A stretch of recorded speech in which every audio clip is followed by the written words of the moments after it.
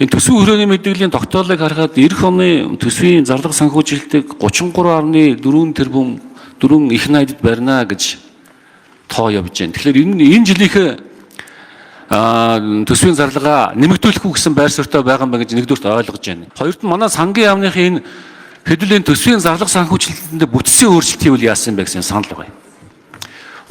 Төсвийн урсгал зардлаа бууруулад хөрөнгө оруулалтын зарлаа нэмэгч чиглэлээр ер нь та хэд маань энэ намар судалгаа шинжилгээ хийж ажлууд яасан юм бэ? Төсвийн урсгал зардлаа хэдүүлээ бууруулахгүй болохоор хөрөнгө оруулалт маань нэмэгдэхгүй байна. Хийх ажил маш их байгаа байхгүй. Амлсан ажил зөндөө байгаа. Тийм болохоор энэ чиглэлээр одоо төсвийнхээ 26 төсөө боловсруулах чиглэлээр ажлууд яасан юм бэ гэсэн санал байна. Тэгээд дээр нь засгийн газрын асуудал яригдаад нөгөө арчилснаа маань засгийн газраас гарах нь тодорхой болцсон юм чинь энэ яам энтрийн татан буулгаад төсвийн зардал энэ төр хэмж болохгүй юу? Одоо тэр яамгүй сайд мэдэр юу ихэвдээ хэцүү шүү дээ. Тийм биз дээ.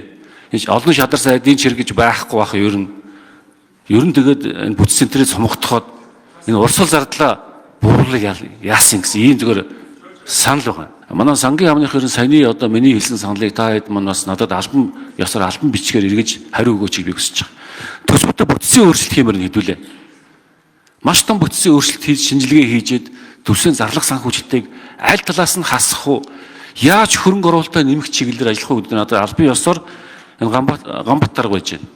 Надад эх 7 хоног та бүгд маань албан ёсоороос хариу өгөөч. Би одоо 26 оны төсвүүдээр бас асуудлуудыг тавья гэж бодож байгаа. Тэгээ булган тавиа сайдын ажлын хэсэг ахарж байгаа юм бол тэр энэ дэрт нь олж ажиллая гэсэн бодолтой байна.